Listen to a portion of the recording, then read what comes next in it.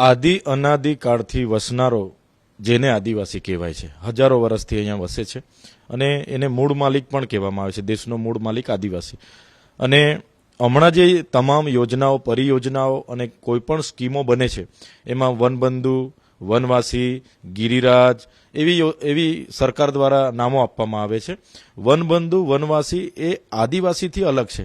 વનવાસી એટલે કે તમે વનમાં જઈને વસો છો એ વનવાસી. એક દાખલો આપું તમને કે જે સબરી માતા જે પ્રોપર ડાંગમાં હતા, તો એ સબરી એ આદિવાસી હતા અને રામ ભગવાન જે એ વિસ્તારમાં પ્રવાસના રૂપે ગયા એ વનવાસી તરીકે વનમાં વસવા માટે ગયા અને મૂળ રહેવાવાળા સબરી માતા એ આદિવાસી. એટલે વનવાસી અને આદિવાસીમાં આટલો ફેર છે. તો આ બાબતે તમે રાહુલ ગાંધી સાથે એગ્રી થાવ છો? બિલકુલ. એમણે કીધું હશે કે વનવાસી અને વનબંધુ એ આદિવાસીથી વિપરીત છે, તો એ વાત સાચી છે. આદિવાસી એટલે આદિ અનાદિ કાળથી વસનારો એ આદિવાસી.